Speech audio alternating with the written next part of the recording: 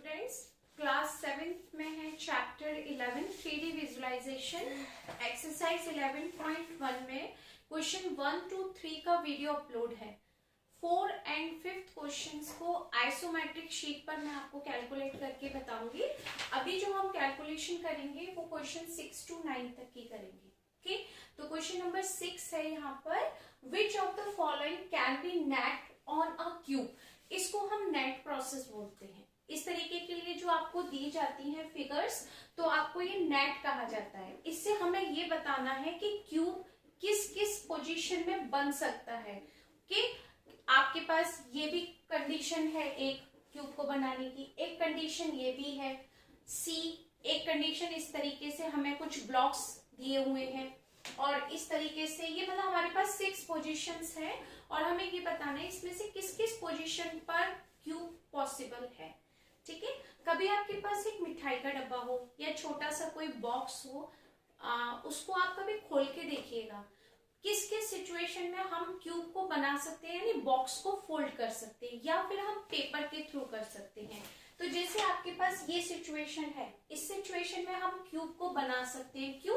क्योंकि देखो 1 2 3 4, जब कोई भी पेपर आपके पास 4 पीस में है 4 टाइम्स फोल्ड करके, तो आप उससे हम इस तरीके से 4 बाउंड्री बना सकते हैं। और एक साइड इधर है, एक साइड इधर है, तो जब आप फोल्ड करेंगे उसको तो वो चारों तरफ से कवर हो जाएगा।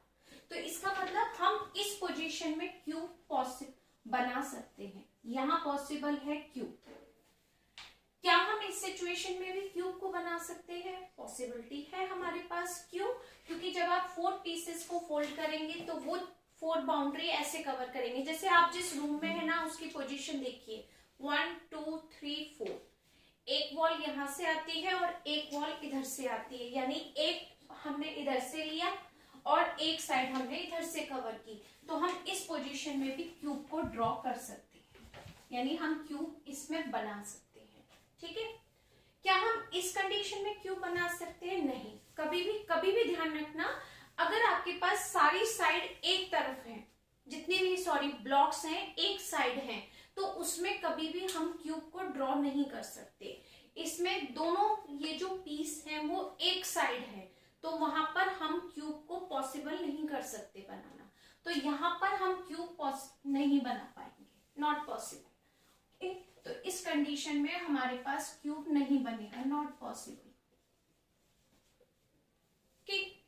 क्या इस सिचुएशन में क्यूब पॉसिबल है? बिल्कुल पॉसिबल है। आपके पास 2 इधर है, 2 इधर है, 2 इधर, यानी ये सारी एक साइड नहीं है। अगर हम कहें तो ये बीच का पोजीशन है, ये ऊपर है और ये नीचे। तो क्या हम इस पोजीशन में क्यूब ड्रॉ कर सकते हैं या क्यूब को बना सकते हैं? कभी ऐसा करिएगा, फ्री हो तो इस टाइप के कुछ पेपर्स लीजिएगा और उससे ड्रॉ करके देखना, तो आपके लिए इजीली पता लग जाएगा आपको कि हम किस कंडीशन में क्यूब ड्रॉ कर सकते हैं या क्यूब बना सकते हैं। ठीक है, तो इस पोजीशन में क्यूब का बनाना सही है, क्योंकि आपके पास अगर ये मिडिल पार्ट है, ये अपर पार्ट है, ये लोअर पार्ट है, तो हम इसमें क्यूब बना सकते हैं। ठीक है, यहाँ पर जो कंडीशन यहाँ बताई थी मैंने, वो फिर से यहाँ पर आ गई। एक साइड में, कभी भी एक साइड में दोनों पीस आपके पास हैं या 2 पार्ट आपके पास हैं, तो वहां पर हमारे लिए कंडीशन नहीं होगी कि हम वहां पर क्यूब को बनाएं। तो यहां पर आपके पास क्यूब नहीं बनेगा, नॉट पॉसिबल। ये सब कुछ थोड़ा सा प्रैक्टिकल होता है 3D विजुअलाइजेशन। तो यहाँ पर थोड़ा सा आप खुद भी करके देखिएगा तो आइडिया हो जाएगा कि हम बना सकते हैं या नहीं। अब जैसे ये कंडीशन है, पूरा एक साइड में सारे पीसेस एक साइड में रख दिए, यानी एक पेपर के हमने 5 to 6 फोल्ड कर दिए। अब उसको खोल के हमने जब कवर किया, तो क्या हम उससे ये बना पाएंगे क्यूब? आपके 2 फेसेस तो खाली हो गए, पॉसिबल ही नहीं, क्योंकि एक तरफ ये नहीं है, एक तरफ ये नहीं है। तो क्या करेंगे इसमें? नॉट पॉसिबल, ये हो ही नहीं सकता हमारे लिए। ठीक है, तो आपके लिए इस 6 पोजीशंस में किस किस में है कि हम क्यूब को बना सकते हैं? ए, बी और डी पोजीशन ऐसी है जिसमें हम क्यूब बना सकते हैं, और आपके पास सी, ई और एफ पोजीशन ऐसी है जिसमें हम क्यूब को नहीं बना सकते। ठीक,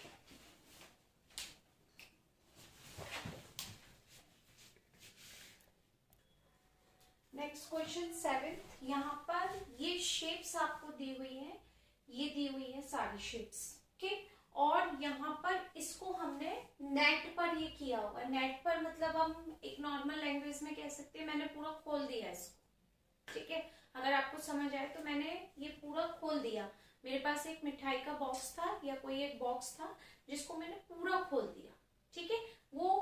और ये वाला भी बॉक्स था मेरे पास कुछ, इसको भी मैंने पूरा खोल दिया, अलग अलग पीस कर दिए।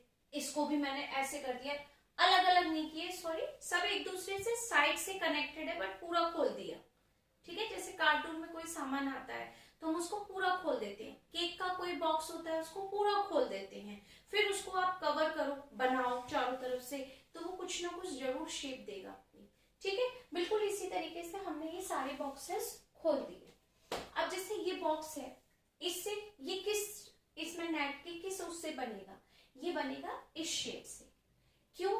क्योंकि यहाँ पर 1 2 3 4 फेस है और एक साइड से है, एक इधर साइड से है, क्योंकि 3 फेसेस तो आपके ये हो जाएंगे, एक ऊपर से कवर होगा और ये दोनों साइड से कवर करेंगे।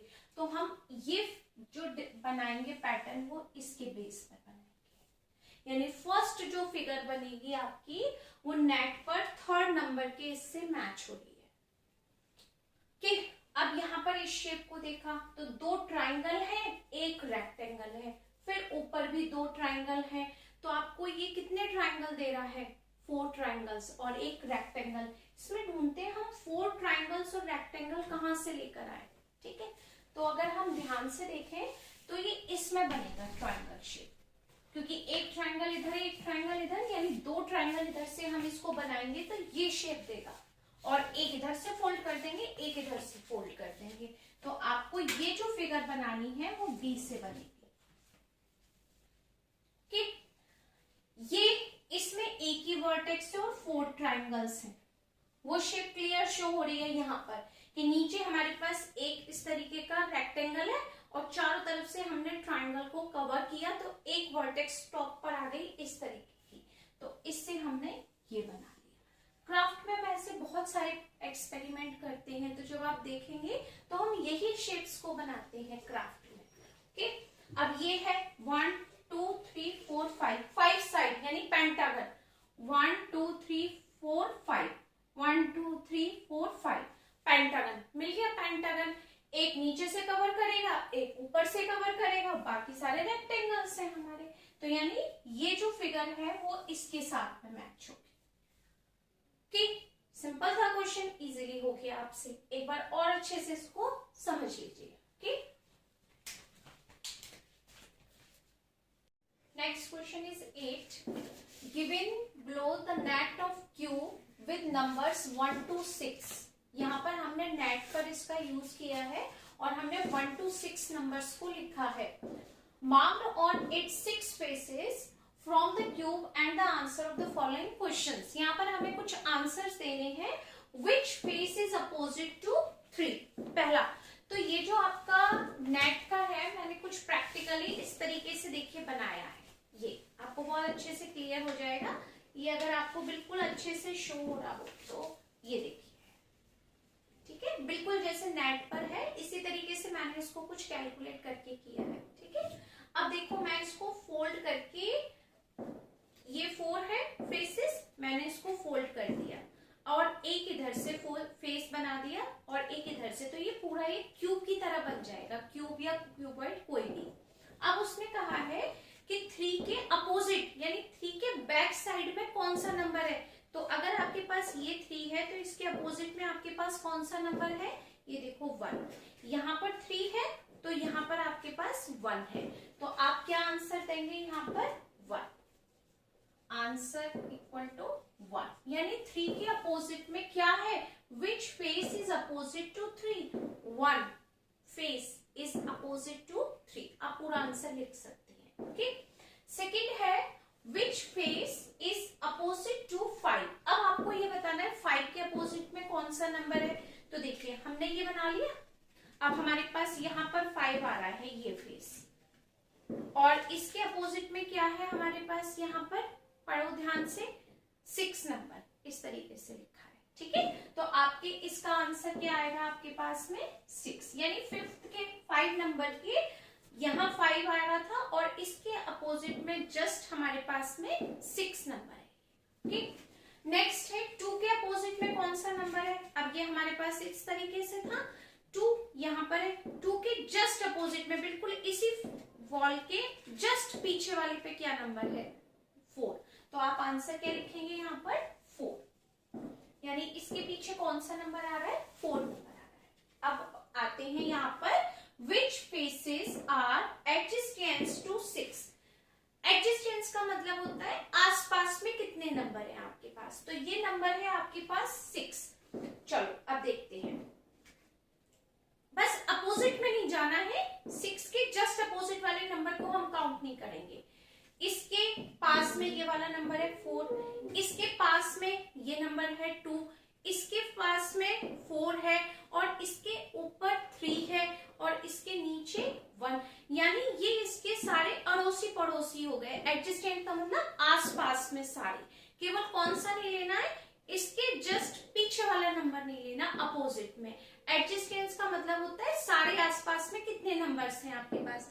6 के पास में 2 है, ये देखो, 6 के पास में यहाँ पर 4 है, 6 के पास में ऊपर की तरफ 3 है, 6 के पास में नीचे की तरफ 1 है, तो यानी 6 के पास में 4 नंबर्स हैं। कौन कौन से नंबर लिख सकते हैं हम यहाँ पर आंसर में, 1 भी है, 2 भी है, 3 भी है और 4 भी है। बस अपोजिट नंबर नहीं लिखना क्योंकि वो 5 है, वो बिल्कुल पीछे आ गया, वो एडजस्टेंस में काउंट नहीं होगा। ठीक, अब उसने पूछा which faces are adjacent to 1। अब आपको ये बताना है 1 के एडजस्टेंस कौन कौन से हैं। 1 आ गया हमारे पास में, ये 1 के अपोजिट पीछे नहीं जाएंगे और आसपास में जितने नंबर है सारे काउंट करेंगे। देखो 1 के पास में ये नंबर है 2, तो मैंने लिखा है यहाँ पर 2। ठीक है, 1 के पास में इधर है 4, हमने लिखा 4, ये भी एडजस्टेंस है। 1 के ऊपर की तरफ क्या नंबर है 5, तो हमने लिखा 5, ये भी एडजस्टेंस है, जस्ट ऊपर ऐसे जा रहा है। इसके नीचे कौन सा नंबर है 6, तो ये हो गए आपके एडजस्टेंस। केवल हमने कौन सा नंबर नहीं लिखा, 1 के जो जस्ट अपोजिट था पीछे, ठीक है, उसके अपोजिट वाला नंबर नहीं लिखा, बाकी हमने सारे नंबर्स लिख दिए क्योंकि वो सारे एडजस्टेंस है। Which faces are adjacent to 4। अब वो कह रहा है 4 के एडजस्टेंस कौन कौन से हैं, ये रहा 4। अब इस 4 के एडजस्टेंस में कौन कौन से नंबर आएंगे, यहाँ पर 1 लिखा है, हमने लिखा 1 है एडजस्टेंस में। इस 4 के इस साइड में आपके एडजस्टेंस 3 नंबर है, ये देखो 3। इसके जस्ट ऊपर 5 नंबर है, 5 लिखा, और इसके जस्ट नीचे 4 के 6 है, तो हमने 6 लिखा, ये देखो। ठीक है, आप भी ऐसे बनाकर देख सकते हैं। ओके, नेक्स्ट है which faces are adjacent to 1 as well as 6। 1 as well as 6, 1 और 6 के पास में कौन कौन से नंबर आएंगे। 1 के पास में है 4 और 2, ठीक है, 1 एज वेल एज 6। ठीक है, वो कह रहा है 1 और 6 के पास में कौन कौन से नंबर ले सकते हैं। 1 के साथ में हम 2 ले सकते हैं और 6 के साथ में हम 4। ये दो नंबर ऐसे हैं जो दोनों के साथ में आ रहे हैं। अगर आप 1 का देखोगे, 1 के एडजस्टेंट स्पेसेस में भी 2 और 4 आ रहा है। अगर हम 6 को लेते हैं तो 6 के एडजस्टेंट स्पेसेस में भी 2 और 4 आ रहा है। देखो 1 में भी 2 और 4 आ रहा है और 6 में भी 2 और 4 आ रहा है। 5 और 6 और 1 और 3 नहीं आ रहा। तो उसने कहा है ऐसे कौन कौन से फेसेस हैं जो 1 में भी आ रहे हैं तो 6 में भी आ रहे हैं। कौन कौन से फेसेस आ रहे हैं, 2 और 4। बात समझ आ गई ना आपको, और इसमें भी हमने चेक करके देख लिया। ठीक है, अब उसने कहा which faces are adjacents 2 as well as 4। 2 और 4 में कौन कौन से फेसेस आ रहे हैं आपके पास, हमने लिख दिया H के लास्ट नंबर है आपका 2 और 4। ओके, ये हमने ब्लॉक लिया है यहाँ पर। ओके, सारे नंबर्स आएंगे क्योंकि 2, 4 के अपोजिट में है। तो देखो 2 के एडजेसेंट स्पेसेस कौन कौन से हैं? 1 3, 1 हो गए, 3 हो गया, 5 हो गया और 6। देखो मैं 2 के बता रही हूँ एडजेसेंट स्पेसेस 1 3 5 6।